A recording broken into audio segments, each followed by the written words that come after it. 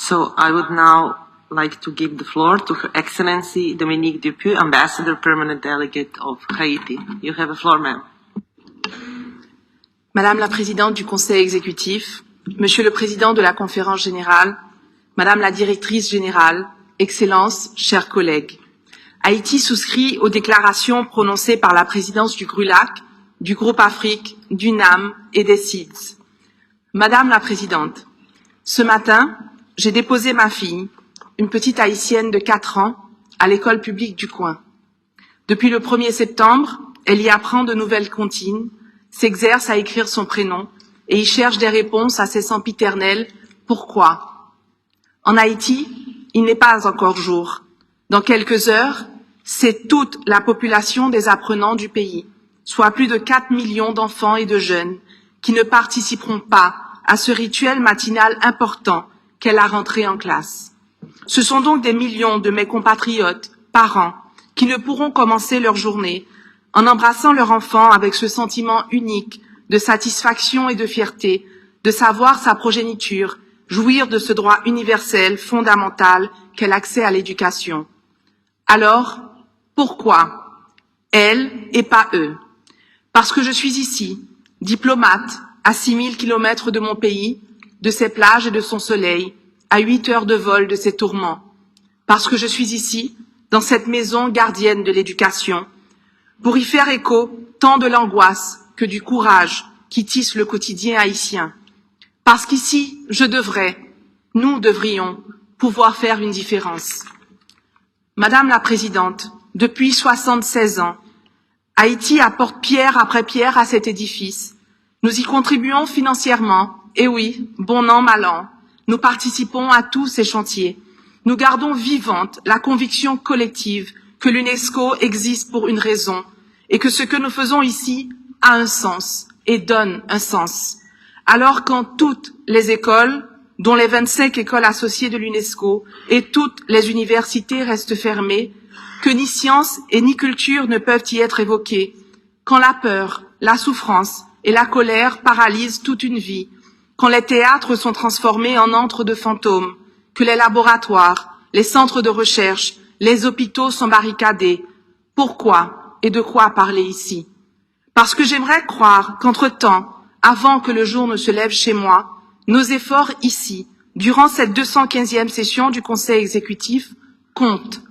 Parce qu'il y a lieu de s'assurer que nos discussions du C5, de l'IOS, soient bien au service de cette maison que nous avons aussi le devoir de protéger. Il y a lieu de réaffirmer la raison d'être du projet de la route des personnes mises en esclavage, initié par Haïti, et de veiller à sa vocation essentielle, afin qu'à l'aube de son 30e anniversaire, il ne soit ni vidé de son sens, ni dilué, ni édulcoré, ni maquillé.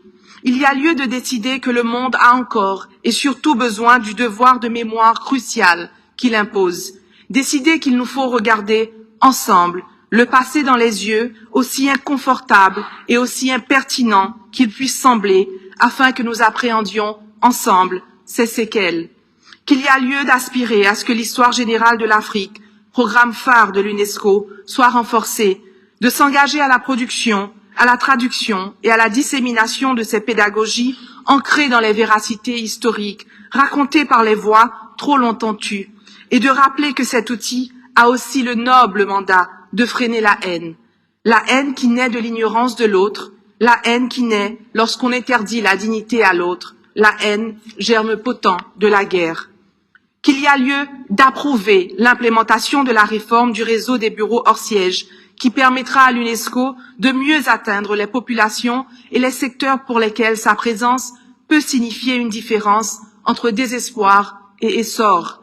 Qu'il y a lieu d'adopter le projet de résolution concernant les eaux souterraines proposé par l'Afrique du Sud et coparrainé par Haïti, qui nous rappelle que le changement climatique et la crise de l'eau n'attendent pas notre consensus, que ces dégâts sont réels, urgents et affectent déjà les plus vulnérables, dont mon pays. Madame la Présidente, hors de ces portes, la guerre et les cataclysmes font ravage. Nous en connaissons chacun ici un visage et les 1001 menaces corollaires qui ébranlent mon pays, nos pays et nos âmes. Alors pourquoi et de quoi parler ici?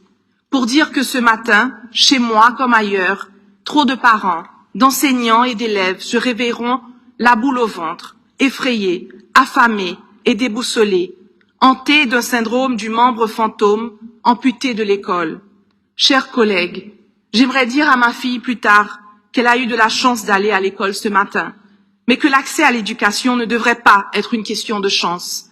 Que nous, les adultes, nous avons l'ambition de transformer cet aléa en acquis, que nous comprenons que l'égalité des genres bascule lorsque l'éducation s'arrête, que nous savons que sans l'éducation, c'est le seul repas du jour qui disparaît, que ce sont les grossesses adolescentes qui se multiplient et que nous sommes alarmés par l'avenir volé de la jeunesse de son pays, prise en otage, marginalisée, déplacée et forcée à la migration.